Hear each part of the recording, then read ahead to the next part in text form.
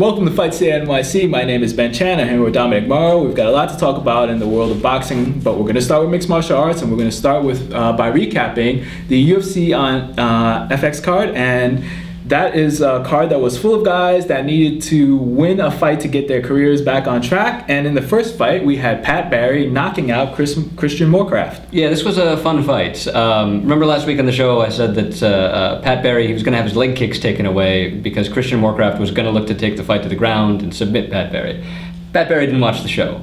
20 seconds in, he throws a leg kick, Moorcraft catches it, gets the takedown, and then Pat Barry spends the next 3 minutes fighting off submissions from the much bigger Christian Moorcraft. At one point, standing up with Moorcraft like just completely on his back. It's impressive for the smaller guy, but Pat Barry persevered. He actually defended submissions. That's a new for him, and got the knockout. It was a good counter left hand that he landed, and followed it up with some really vicious ground and pound. And so Pat Barry gets his career back on track, and really hilarious in the post-fight interview as always, jumping on the cage, planking on the interviewer's shoe. I don't know what's up with that, but Pat Barry, no leg kicks against wrestlers, please. Come on. Congratulations, Pat Barry. And then next we had Mike Easton getting the decision over Jared Papazian. Yeah, this was the sort of fight that I thought Ludwig Neer was going to be, except in fast forward, because these guys are bantamweights and they just have no gear other than 500 miles an hour. Really fun kickboxing match, a little bit of grappling, not much. They threw combos, they threw knees, good punches. They really mixed up their strikes very well, both of them really fast. The razor close decision, I mean, it was a majority decision, 29-28. Mike Easton, you know, you could argue he won the fight, you could argue he lost the fight. Fact is, I'm really looking forward to him matching up against some of the other strikers at 135. Fun fight. And then next we had Josh Neer submitting Duane Ludwig. Yeah, Josh Neer's game plan in all of his fights is take a punch to deliver a punch. And he actually bit off a little bit more than he could chew in this fight. Duane Ludwig hurt him more than once, you know, really to the knees, or knees to the body, really had him hurt. But you know what you do when you're hurt, right? You sweep the leg. So Duane Ludwig gets gets taken down rather, and as he's scrambling to get back to his feet, Josh Neer lands the guillotine. I mean, Ludwig left his neck wide open for the guillotine. My grandmother would have, you know, had a little bit of trouble finishing the guillotine, but at least she could have like applied it, just really wide open. So Ludwig gets choked out. It was not the sort of fight I imagined, actually. I mean, it started out, you know, with a sloppy brawling, totally on track, but I don't know, submission victory. That was not, I would not have guessed that in a million years. Okay, and then in the main event, we had Jim Miller versus Melvin Gillard, and that ended up in Miller submitting Gillard. Yeah, this fight's, well, if leg kicks are a recipe for disaster against a grappler, flying knees are like 10 times worse. And yet Melvin Gillard landed like 6 of them, or threw 6 of them at least. He tried flying knees against Jim Miller as a way to back off Miller and try to catch him coming in for the takedown, which you knew Miller wanted to take Gillard down. I mean, Miller wanted no piece of Gillard on the feet. Got hurt pretty badly. I mean, he got rocked, he got bloodied. I mean, he had whole blood all over his face by the end of the fight. And Gillard really put on a clinic for how to avoid getting taken down by the superior grappler. I mean, he controlled the distance extremely well with his feet. He threw punches going backwards when Miller was trying to grapple with him and take him down. Like I said, he put on a clinic for about 3 minutes, and then Miller got a single takedown and used that to transition to mount. He took the back and he choked out Gillard. This is Gillard's 6th loss in the UFC, and you know how many of them have come by way of getting choked out? 6. All 6. You know, he's clearly got a weakness with grappling. He's definitely one of the best strikers at 155, if not the best striker, Melvin Gillard, but he has no submission defense. And as long as people can still take him down, and the upper echelons of 155 are very wrestly, I mean, he's going to have to learn how to grapple at some point if he wants to, you know, be in title contention. But another loss for Melvin Gillard. Okay, and this Saturday on Fox, we have another card. It's free because it's on Fox, and it's going to start off with Damian Maia versus Chris Weidman. Yeah, this is a fight. Chris Weidman is a young prospect. He's taking this fight on like 2 weeks' notice. And Damian Maia is not the kind of guy you want to fight on 2 weeks' notice. He's not the kind of guy you want to fight at all. I mean, he's without a doubt the best submission grappler at 185. He's been working on his striking a lot in the last few years after he got clowned for 25 minutes by Anderson Silva. But he still has the best Brazilian Jiu-Jitsu, just grappling game, period. I mean, he embarrassed Chael Sonnen, he embarrasses dudes on the ground. And Chris Weidman's, he's no slouch. He's a great wrestler. I mean, he's got some, shot knees at this point, which is a tragedy because he's young still. But he's stepping up huge in fighting Demian Maia, especially on short notice. I mean, he doesn't have time to break down the film. He's barely got time to make weight. This fight, I think Chris Weidman's got really nothing to lose because he's doing the UFC such a big favor. And Demian Maia's got to cruise to victory, unless everyone's been underestimating Chris Weidman. Mm-hmm. And then in the next fight, we have Michael Bisping fighting another replacement, Chael Sonnen. Yeah, so Chael Sonnen's original opponent, Mark Munoz, dropped out with some bone spurs in his elbow or something. Sounds pretty painful, actually. And so Michael Bisping and Chael Sonnen now fight for the #1 contendership. Whoever wins this gets a shot at Anderson Silva.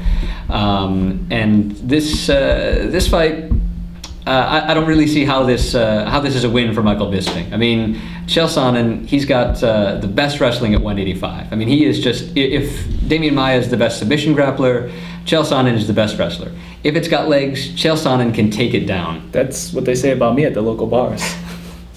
Chael Sonnen, like Ben Chan, will take you down if you have legs. I mean, Michael Bisping, his takedown defense has improved in recent years, but he's British. And I'm really down on British people knowing how to wrestle. I mean... There was the British Bulldog and the WWE. No.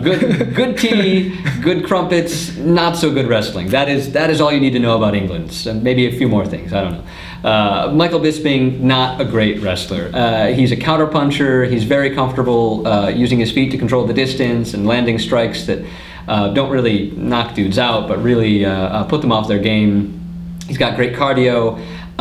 We haven't really seen a lot of him off his back. I mean, he did get hurt and mounted by Dennis Kang a few years back and managed to fight off a pretty deep Kimura, actually. But we're going to see Michael Bisping on his back. We're going to see if he's been working on his jiu-jitsu. He was going to fight Demian Maia anyway, so he was working on at least something like that. But this is going to be a really big test of Michael Bisping's chin, which hasn't shown to be superhuman in the past, and his wrestling, which has been shown to be British in the past. So good luck, Michael Bisping. Okay, and then in the main event, we have Rashad Evans versus Phil Davis. Yeah, this fight's Rashad Evans, longtime #1 contender at light heavyweight.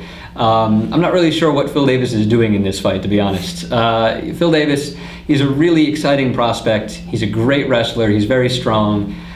He's creative with his grappling. He made up a submission on the spot against Tim Bosch a couple of fights ago. But Phil Davis, I don't think is really ready for someone like Rashad Evans.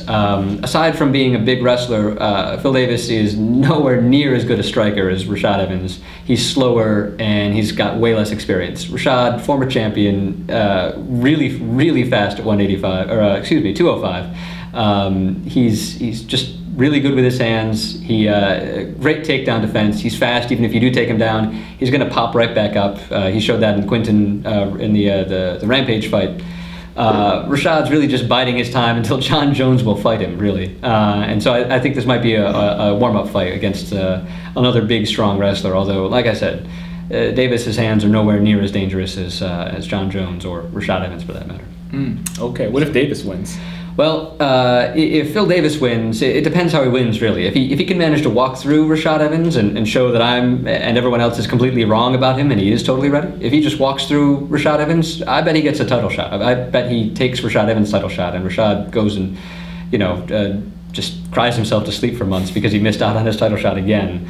But if Phil Davis, I mean, the only way Phil Davis really wins this fight, I think, is if he just manages to lay on Rashad Evans and stall him on the ground for 3 rounds. And if he does that, I really don't think the UFC is going to give him a title shot. I don't think Rashad Evans is going to get the title shot anymore, but I think that Davis, proves himself to be a top-tier light heavyweight, but I think he'd still need another win or two to really get himself into title contention. Okay, so that's going to be the UFC on Fox this Saturday at 8 o'clock. And then now in some boxing news, last week I told you guys, or I warned you guys about the ShowBox fight on last Friday. We had Rico Ramos Jr. versus Guillermo Rigondeaux, and the fight went off, and it was about as boring a fight as you can get. where there's one knockdown in the first round and then that ends in a knockout in the sixth round. Rico Ramos showed that he definitely is not ready to fight at the elite level. He's 23, he's a young fighter, so he's got some time to rebuild and get himself back up if that's what he wants to do. But Guillermo Rigondeaux was actually kind of impressive, did what he had to do, and then at the end of the fight, after knocking out Rico Ramos Jr., he called out Donaire, who is on a lot of people's pound-for-pound list as high as around 3 or 4. And Donaire, of course, is also moving up in weight. He's got a fight coming up at not at the Madison Square Garden, but the theater at Madison Square Garden, so the place next to Madison Square Garden. Donaire responded by saying, "Oh, Guillermo Rigondeaux, he's a boring fighter. Nobody wants to see that fight." And of course, that's not what you say to the public. You say, okay, yeah, I'll fight him down the line, and then you wait for the fight to never happen. Of course, Rigondeaux comes back and says, oh, well, I guess he's afraid to fight me. And Donaire said something back. But actually, I do think that might be an interesting fight, and I would like to see it. I don't know if it's going to necessarily be exciting, because Donaire is a guy who takes advantage of fighters' mistakes. So he's really good when he fights brawlers, guys who come forward and are willing to come at him. Rigondeaux was not that kind of a fighter. He's a counterpuncher. So, and Donaire has real power. So I can see Rigondeaux being really careful about falling into that trap. And so it might be a boring fight. And of course, last year when we saw Donaire fight a guy who refused to come forward, it wasn't that exciting of a fight. That might be what the fight looks like. But I still think it's a fight that I'd be interested in seeing, because maybe Donaire has the kind of power that forces Rigondeaux to fight, so it ends up being something like the first Marquez-Pacquiao fight, or the second one, where there was a lot of tension. They're both, Donaire's a young guy, and he's moving up in weight, so he's got work to do. So let's just let that fight marinate. Let's see what happens. I do hope that they make that fight somewhere down the line. We also actually had a fight card on the channel that used to be versus NBC Sports, and it took place in Philadelphia, and it ended up being a pretty good card overall. The main event saw Philadelphia heavyweight named Brian Jennings take a decision over Maurice Byram. Jennings is a small heavyweight. He's in the 220s, but he's small, but that means he throws a lot of punches. He may not be the most powerful puncher, but he's active, so we'll see where his career goes from here. The fight of the night was Gabriel Rosado TKOing Jesus Soto Karass. Jesus Soto Karass is a veteran. He's got a lot of years on him. He's shop worn, but a good performance nonetheless by a guy who's moving up in weight. We'll see what Rosado does down the line. And then finally, of course, we have to talk about the Manny Pacquiao Mayweather fight. There's news, and the news is it's probably not going to happen. In fact, it's definitely not going to happen in 2012. And last week I reported they spoke on the phone for 4 minutes. Pacquiao came out of the conversation and said, hey, it looks like Mayweather is willing to take 50-50, which Pacquiao was willing to do. Mayweather came out this week and said, I'm not going to do 50-50 with Manny Pacquiao. I don't think that Pacquiao is going to take anything less than 50-50 with Mayweather, and I don't think that this is a case where either fighter is afraid of one another. I think it's a case where you have two guys that think that they're the best fighter in the world, that are millionaires and don't really feel that they need one another, and so nobody's going to cede a ground to the other guy. And so Mayweather wants to force Pacquiao to take something less than 50-50, and Pacquiao absolutely refuses to take anything less than 50-50. So it's not going to happen in May, and it's not going to happen in November. Mayweather will fight on May 5th. He's going to fight somebody else, and then he's going to go to jail, and then after he gets out of jail, he's going to fight somebody else. And Pacquiao's probably going to fight in June, and then he'll probably fight again in November. Quite strangely, it looks like the belle of the ball is one Miguel Cotto, a guy that some people had written off after he lost to Margarito, a guy who took on Margarito in a revenge match last December and beat him up pretty bad. But it looks like Pacquiao and Mayweather both want to fight this guy. And it looks like Mayweather is probably going to get the fight because Pacquiao wants to fight Cotto at 147, and Cotto hasn't fought at welterweight in a while. His last fight against Margarito was at the catchweight, junior middleweight. They fought at 150, and I think Mayweather would fight him at 150. Probably would fight him at 154 if that's where Cotto wants to fight. And So it looks like Cotto is going to end up fighting Mayweather probably on May 5th, Cinco de Mayo, and it's going to go head-to-head against a UFC card that's going to be on Fox. So that's definitely going to be a pay-per-view fight for Mayweather and Cotto. So we'll see what happens with that. And Pacquiao is kind of going to fight. He's deciding right now who he's going to fight. It's probably going to be an in-house fight with a guy at Top Rank, maybe with Timothy Bradley or one of the other welterweights. Again, it's not Mayweather, so it's look, it's Pacquiao, Mayweather. It's not going to happen this year, guys. So let's just move on. There are going to be plenty of interesting fights coming up, and actually one fight that I'm looking forward to, we're going to talk about next week, is the Victor Ortiz-Andre Berto rematch, which was a really good fight last year. So thanks for tuning in to Fight City NYC, and take care, everybody.